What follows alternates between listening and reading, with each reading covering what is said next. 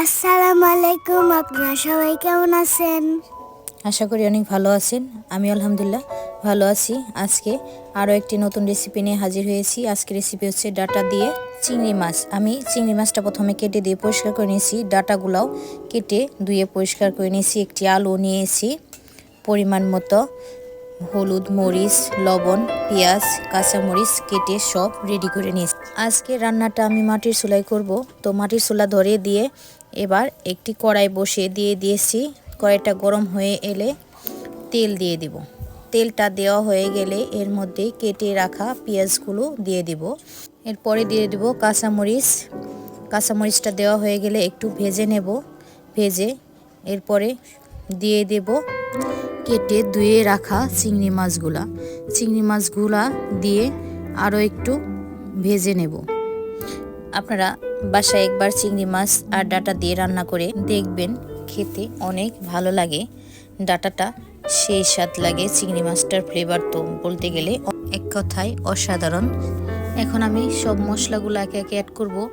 1 চা চামচ মরিচের গুঁড়া, 1 চা চামচ হলুদের গুঁড়া, 1 চা চামচ আদা রসুন পেস্ট, 1 চা চামচ জিরা পেস্ট, 1 চা চামচ ধনিয়া গুঁড়া এবং পরিমাণ মতো লবণ দিয়ে একটু চিংড়ি মাছটা ভাজা ভাজা করে নেব। ভাজা হয়ে গেলে সামান্য পরিমাণ পানি দিয়ে একটু কষিয়ে নেব। আপনারা যারা দেশে কিংবা দেশের বাইরে যে যেখান থেকে আমার ভিডিওটি দেখতেছেন তাদেরকে অসংখ্য ধন্যবাদ পুরো ভিডিওটি দেখার জন্য। আমার মশলাটা কষানো শেষ। এবার ডাটা আর আলুগুলো দিয়ে দেব। দিয়ে অল্প কিছুক্ষণ রান্না করে নেব, ডাটা আর আলুটা সিদ্ধ হয়ে আসা পর্যন্ত। ডাটা আর আলুটা সিদ্ধ হয়ে আসলে, পানিটা শুকিয়ে আসলে এখন দিয়ে দেব ঝোলের জন্য পানি।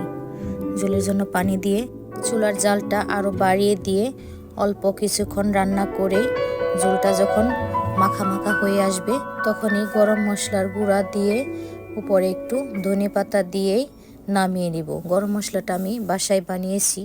কি দিয়ে আর কিভাবে বানিয়েছি সেটাও আপনাদের সাথে একদিন আমি শেয়ার করব। আমার রান্নাটা হয়ে গেছে। ডাটা চিংড়ির রেসিপিটা খুবই সিম্পল রেসিপি, সবাই পারেন। তারপরও আমি আপনাদের সাথে শেয়ার করলাম আমার মতো করে। কেমন হয়েছে কমেন্টে জানাবেন। অবশ্যই বাসায় একদিন ট্রাই করবেন। আপনাদের সবাইকে অনেক অনেক ধন্যবাদ। ভালো থাকবেন। আল্লাহ হাফেজ।